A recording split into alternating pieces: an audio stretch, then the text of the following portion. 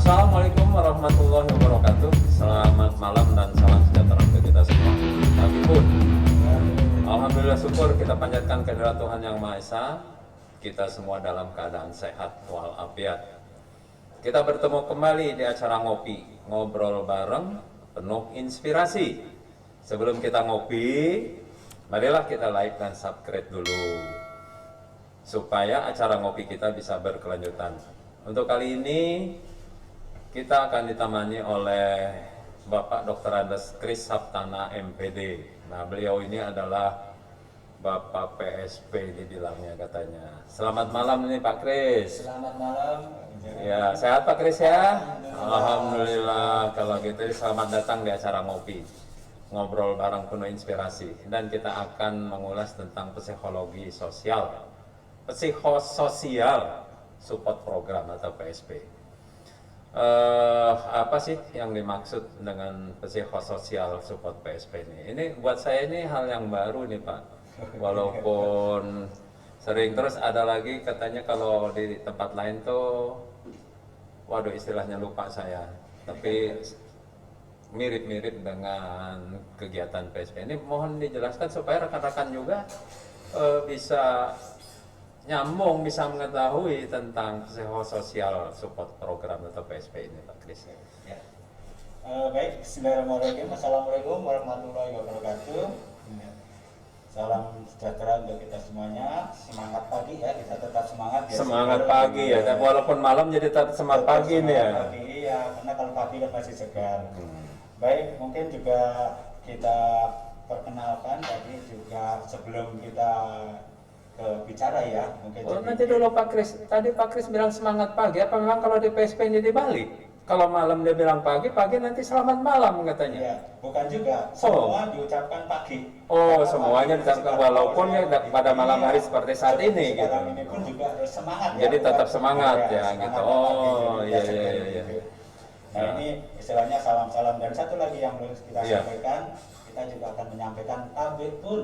Tabipun, ya tabipun. Kita ya, bahwa kita salam kita. Iya. Dan mungkin juga sebelum kita membahas, kita juga akan perkenalan. Jadi secara umum tadi sudah dijelaskan, saya sebagai bapak ya. Bapak PSP katanya Bapak. Ya, ada sih, saya sih nggak mau kalau dikatakan bapak-bapak, saya kayaknya jiwanya masih muda. Masih muda Pak ya, betul. Ya baik, jadi saya memang ya nama saya Kris Saptana, panggilannya biasanya Pak Kris, bahkan di PMI kita menyebut Pak D manggilnya. Pak D ya. Saya memang. Nah, jadi gini Pak Kris, tadi selamat pagi. Padahal kita malam hari nih Pak Kris. Kenapa jadi dibalik Pak Kris? Dari malam bilangnya selamat pagi. Nanti jangan-jangan kalau pagi Pak Kris bilang selamat malam lagi.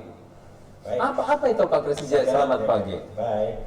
Jadi bukan dibalik, tapi kita akan pakai terus selamat pagi itu. Kenapa? Karena pagi itu adalah suasana yang segar. Jadi di sini untuk kita supaya selalu semangat, tidak merasakan kecapean, tidak merasakan lelah dan sebagainya. Jadi kita selalu buat semangat.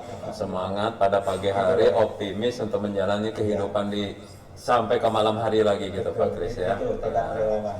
Nah, berkaitan dengan itu Pak Kris, Ya. tadi kan sudah nyebut-nyebut psikosocial support program PSP, dibilangnya PSP. Nah terus supaya kawan-kawan di luar ini Pak Kris, karena ini hal yang anehnya itu tidak setiap saat muncul. Apa psikosocial support program ini? Karena ini kan pasti kalau dia setiap hari orang ingat, ini karena tidak. Tolong dijelaskan Pak Kris, apa mau panjang lebar, apa mau sekilas, supaya yang penting masyarakat tahu tentang psikosocial support program atau PSP itu Pak Kris. Baik, ya Jam. Langsung saya akan menjawab dari yang apa ditanyakan, dan memang ini untuk mensosialisasikan kepada masyarakat umum, khususnya di PMI adalah apa itu PSP, psikososial support program, itu adalah kepanjangannya.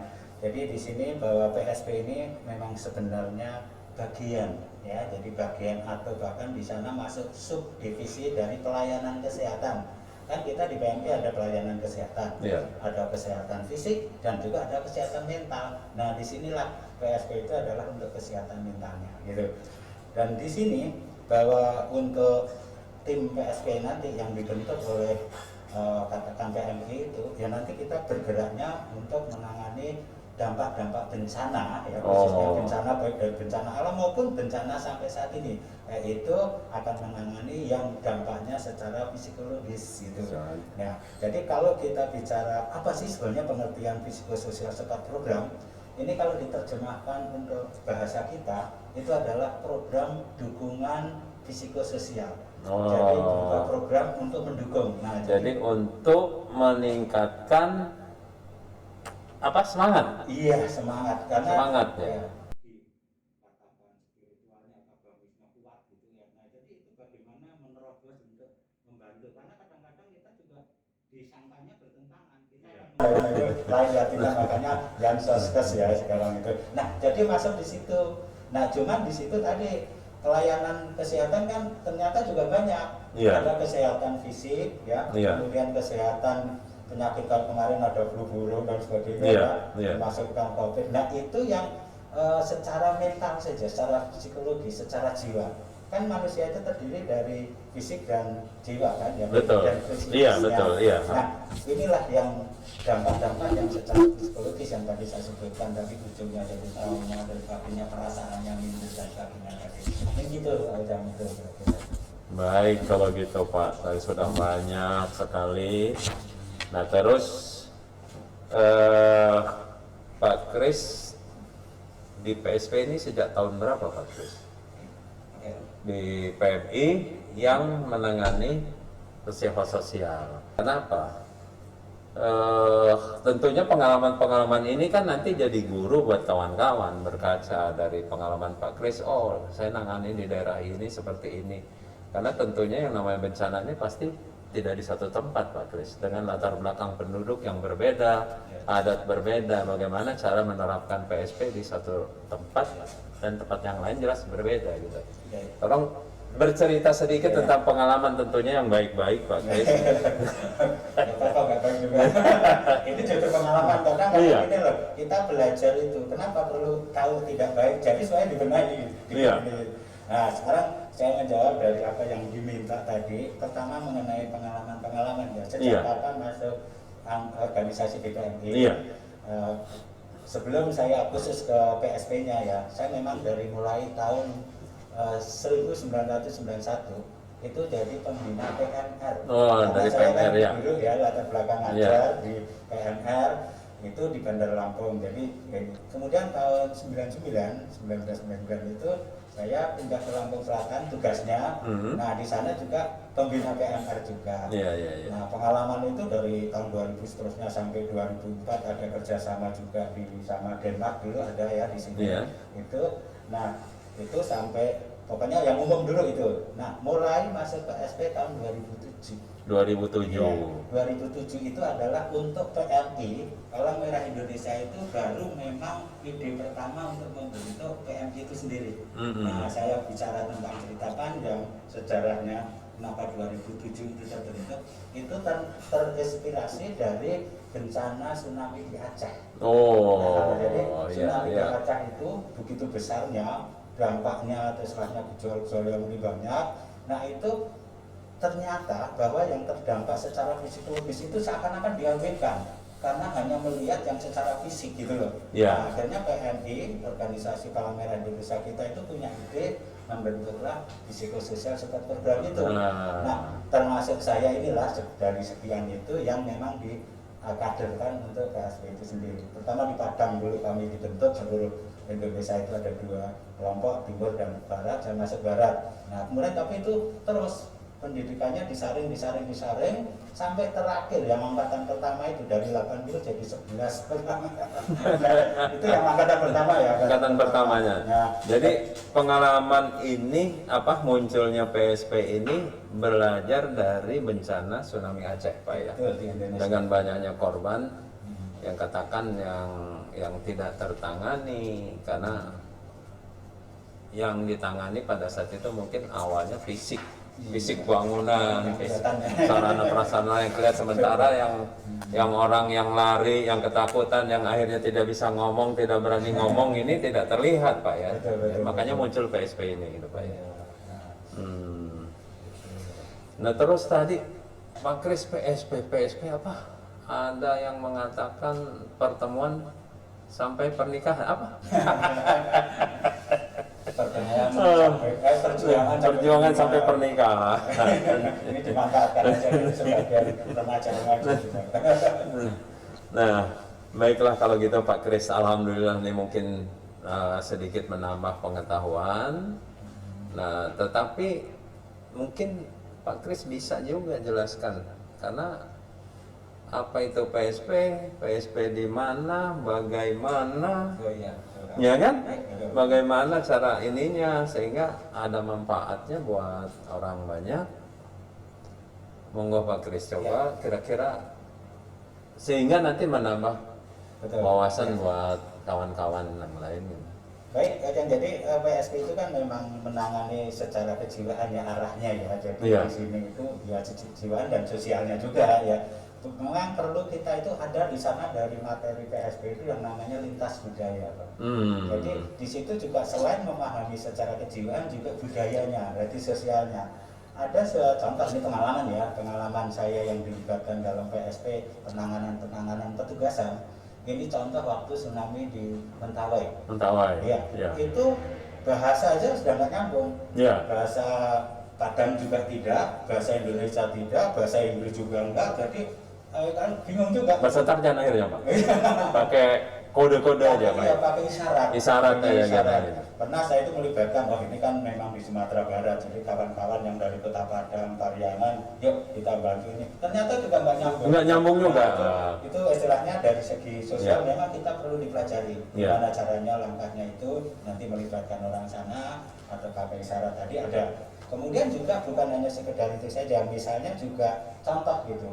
Kemarin saya waktu di Aceh misalnya ya, di Aceh itu ternyata bahwa memberi salamnya beda. Kalau kayak di Jakarta kan CBK biasa, di Aceh sama sekali. Bahkan ada teman saya yang sempat waktu di Aceh ditangkap sama polisi. Karena apa? Karena dia nggak pakai jilbab. Ternyata dia non-muslim gitu. Tapi hal itu dilakukan juga. Nah, jadi hal-hal yang seperti itu kan kita juga perlu dipelajari. Iya, berarti kearifan lokal Pak, kearifan lokalnya. Jadi sebelum turun harus dipelajari dulu kearifan lokalnya seperti apa, sehingga tidak pada saat melangkah tidak melanggar aturan dan ketentuan di daerah tersebut kan gitu. Nah, jadi saya tambahkan dari pengalaman-pengalaman yang misalnya tadi ya, saya memang penugasan dari 2010 itu di Mentawai itu, terus di Lombok juga. Di Lombok juga ada beberapa hal yang budayanya harus dipahami dari segi katakan spiritualnya atau agamisnya kuat gitu ya. Nah, jadi itu bagaimana menerobos untuk membantu, karena kadang-kadang kita juga disangkanya bertentangan, kita akan menggunakan wilayah, katakan disebut wilayah untuk persembahan ke sana itu, nggak boleh itu diinjak misalnya gitu, tapi pada kepala dusunnya sudah mengizinkan, tapi ada dari lembaga. Nah ini kan kadang-kadang langkah-langkah itu kearifan lokal ataupun juga cara-cara itu budaya-budaya itu supaya kita lancar tadi harus pelajari. Kemudian juga yang di Palu, di Palu juga mungkin begitu. Di Palu itu ada beberapa hal yang misalnya memang saat-saat seperti itu, karena saya di sana bukan pasca ya, masih dalam jangka seminggu setelah kejadian. Oh, masih TDB berarti Pak. Iya, masih tanggap darurat. Nah ini situasinya juga memang masih perlu penanganannya, bukan pascanya, bukan pemulihan, tapi ada yang disebut itu namanya PFA, psikososial first aid, jadi pertolongan pertama untuk psikologinya, sosialnya. Nah ini ada cara-cara itu beda dengan PP-nya umum gitu. Ada 5 langkah, ada ini itu ada. Jadi memang di dalam untuk kegiatan PFP di sini itu tekniknya atau cara-cara itu memang kita punya beberapa teknik lah gitu ya. Ada tadi PFA, ada debriefing, mungkin pernah dengar debriefing, bukan briefing ya. Debriefing itu adalah cara menangani, membantu juga permasalahan atau memulihkan tadi dengan menggerakkan dinamika kelompok. Jadi permasalahan saling ngasih masukan selesai gitu. Kemudian ada art terapi. Nah, art terapi di sini ini merupakan seni yang bisa untuk membantu dalam pemulihan tadi umpama. Contoh saya menggunakan art terapi kembali pada di Mentawai itu, anak itu susah ditanya gitu ya. Nah itu caranya apa? Saya buat itu, saya suruh buat gambar bebas. Akhirnya anak itu membuat ada gambar di pantai itu ya, bundel-bundel banyak orang rambut panjang. Ini siapa? Ibunya. Loh kenapa waktu itu terseret oleh ini? Nah, jadi jawabnya itu justru di gambar, dengan gambar. Karena dia tidak bisa berbicara, kita kasih kertas, ternyata dia bisa menjawab. Iya, gitu. Dengan isyaratnya gambar. Nah, jadi iya. Jadi banyak loh, kita ini memang sebenarnya perlu apa ya? Tapi otomatis kok kita itu bagi yang nanti berminat untuk PSP ini otomatis nanti. Nah, sekarang gini Pak Kris, misalnya ada rekan-rekan ya, setelah nonton ini apa di WA, apa di telepon, apa Pak Kris sudah ada IG atau Facebook, jadi sehingga kawan-kawan kan yang ini bisa langsung kan gitu. Jadi tolong Pak Kris untuk sementara sebutkan aja dulu nomor teleponnya. Boleh. Oh. Ya, boleh Kira-kira nanti buat rekan-rekan. Oke, nomor telepon saya 0853 6612 6006. Nah, Cukup jadi jelas. itu mungkin kawan-kawan nanti kita minta tolong diulang lagi. Nah, tolong ya supaya lebih jelas, Pak. Ya. Iya. 0853 6612 6006 itu telepon dan WA. Telepon dan WA berarti. Kemudian medianya sekalian ada IG. Ya, boleh. IG di situ itu memang muatnya tentang PSP saya. Iya. Nah itu IG-nya nama saya aja jadi. Oh, IG Kris Saptana. Oh, Kris _ Saptana. Nah, jadi buat rekan-rekan nanti yang masih ingin mendalami atau tanya-tanya tentang PSP, psikososial support program. Nih, terima kasih nih Pak Kris sudah nyiapkan waktunya ini. Jadi di acara ngopi ini ya mungkin nanti kita lain kali kita sambung lagi dengan program yang lain Pak. Siap. Iya. Jangan lupa. Iya, saya ucapkan terima kasih Pak Kris. Mudah-mudahan selalu sehat dan sukses dalam mendukung program PSP, dan tak lupa juga saya ucapkan pada rekan-rekan yang sudah nonton, yang sudah like dan subscribe, sehingga ini berkesinambungan dan bermanfaat. Selamat malam sahabat PMI, salam kemanusiaan. Wassalamualaikum warahmatullahi wabarakatuh. Waalaikumsalam warahmatullahi wabarakatuh.